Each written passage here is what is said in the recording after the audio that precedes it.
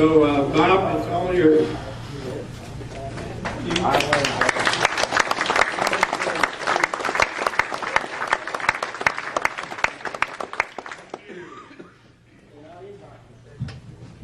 if I can find a mic that works. I like to hold a mic. Yeah, Russell's right. When we got up there, it just looked like we were at some abandoned multi-million-dollar building. and you know, it's all grown up, and I said, no, this is the new landscaping, you know, and all the natural grasses and weeds and thistles and thorns that you know, folks out in the country have to get rid of all that stuff to make a living, or it takes over their whole place. But up there, they can handle that because they're just basically living off of our taxes and don't have to worry about those kinds of things like we do.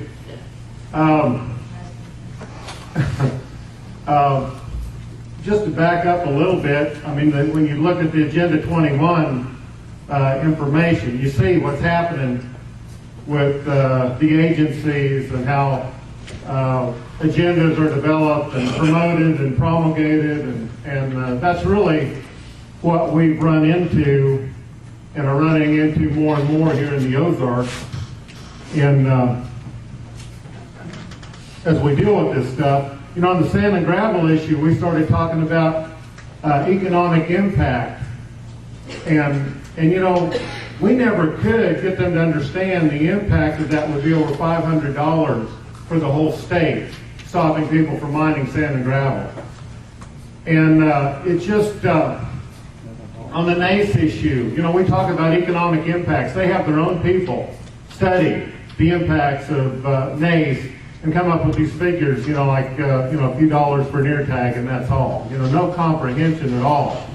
And I thought Max just did a super job of presenting that information. And that is one of the most complex issues that I've ever seen affecting farmers, is the NACE issue. And Max did a tremendous job on that presentation.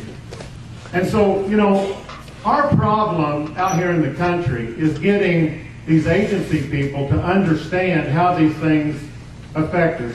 And really, we found they don't really care a lot about how these things affect us. We went up there to this meeting, and we went in there and sat down. Ken Metcalf with the Sierra Club's there. We have Coalition for the Environment there, and you know, fly fishing organizations are there, and we have EPA people there, and we have the DNR people there, and we have, I mean, the rooms, we've got a big table just full of people, a bunch of people sitting behind us. There's probably, what, 25 people sitting there. And I began to fight my way into the conversation a little bit so I could kind of give a view from the country.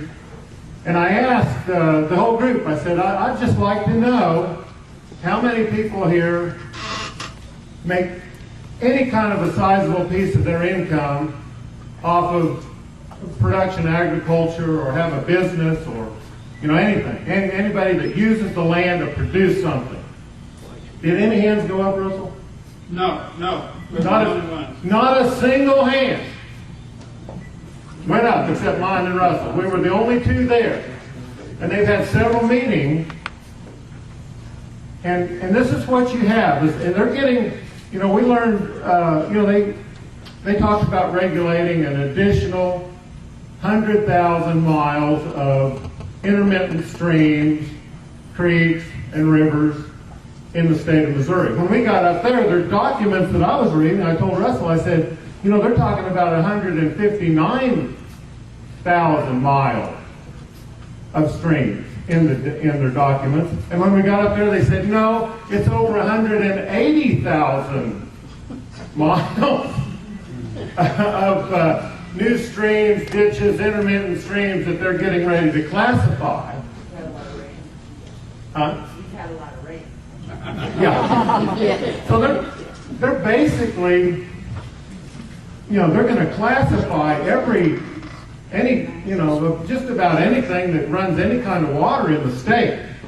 I was going to do a little math and figure out how many times that would be driving back and forth across the state of Missouri to come up with 180,000 miles.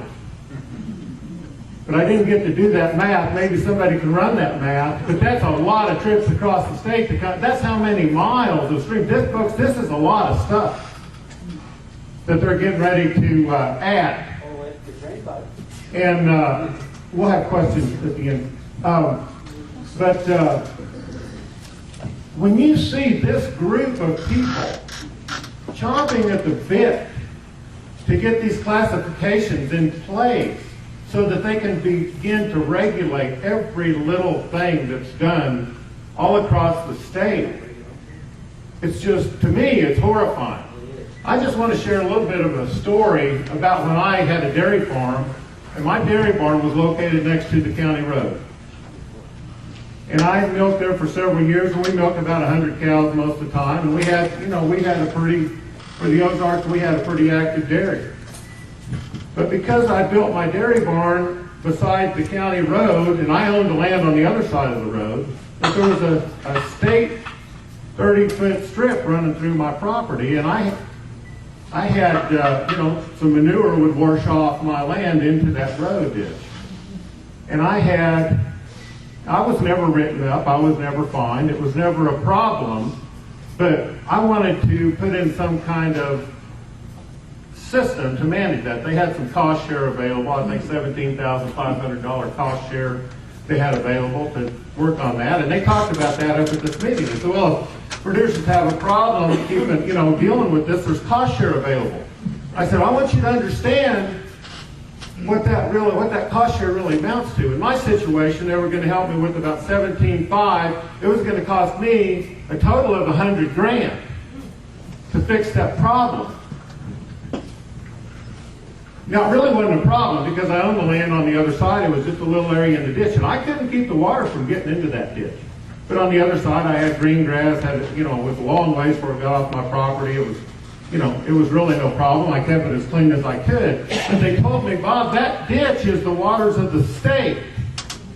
And that state is going to demand that water be kept clean. And right there, the little bell went off in my head. I'm in trouble. And they also said, we consider 100 cow dairy the equivalent of a town of 2,000 people. And then more bells and red flags started going on. Like my little operation here, sitting on this little gravel road that gets about 10 cars a day, is going to give them an excuse to come out here and regulate and fine and destroy. And here I'm looking at borrowing $100,000 and coming up with 82.5 of it myself. And then I want to build a freestall barn, which is another $100,000, and some more stuff I wanted to build. And I thought, I'm crazy to do this. I had my operation pretty well paid off at the time. Why would I want to take on that kind of debt? So I made a decision right there. I'm getting out of this business. I cannot afford to invest this kind of money and deal with these kind of people, because I had all these agency people out there, and I asked them, the day I get this done, is there any kind of a guarantee that I will be in compliance for any period of time? They said, oh, no. So you see what I'm getting at. You see the horrors involved in that. Now, we had some people at this hearing up there that represented what were the sewer, the municipalities, the sewage systems, the treatment plants. Municipal League and a couple of cities. Yeah, Municipal League. Well, they were talking, now they were really more on our side, because all the cities now are dealing with all this classification in this Clean Water Act, and he said, cities don't know what to do. They don't know what to spend money on. Same situation. If we build a sewer plant, do a bond, build a $2 or $3 million plant, or $10 million, $20 million plant, the day we get done, we may have another regulation. So they're saying that the municipalities don't know how to deal with this. It's just completely an unknown what's going to happen. So look what that's done.